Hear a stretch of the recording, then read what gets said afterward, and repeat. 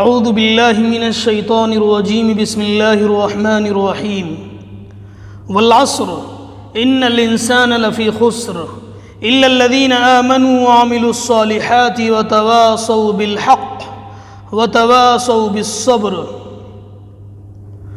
اللہ رب العزت والجلال نے اس چھوٹی سی سورت کے اندر پوری انسانیت، تاریخ انسانیت کو خطاب کر کے بڑا ہی زبردست پیغام دیا ہے۔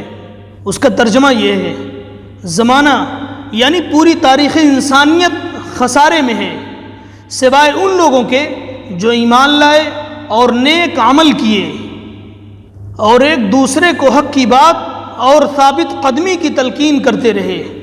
یہ چھوٹی سی سورت دین اسلام کا جوہری خلاصہ اور اصولی اعتبار سے اس کی تمام تعلیمات کا نچوڑ ہے۔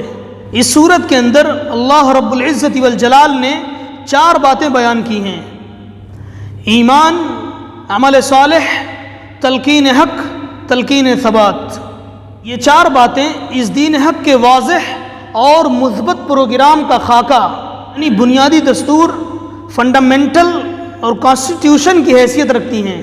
یہ 4 خدائی ہتھیار ہیں جن سے دنیا کا منظرنامہ بدل سکتا ہے، اور آج دنیا کو انہی 4 چیزوں کی ضرورت ہے۔ قرآنی فلسفہ تاریخ کی روح سے آغاز آفرینش سے لے کر آج تک دنیا کی جن قوموں نے قرآن کریم کے ان 4 ضوابط کو پکڑے رکھا ہے، وہ دنیا کے اس اسٹیج پر رونقیں افروز رہی ہیں، اور جس نے ان کو ترک کر دیا وہ محفل ہستی سے ہٹا دی گئی۔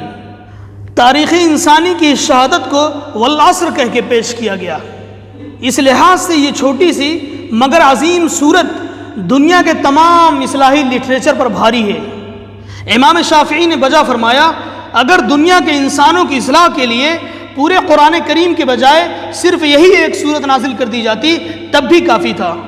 اس سورت کے اندر پوری انسانیت کے لیے جو سبق اللہ رب العزت والجلال نے دیا ہے، اس سبق کو سمجھنے کی توفیق عطا فرمائے اور اس پر عمل کرنے کی توفیق عطا فرمائے۔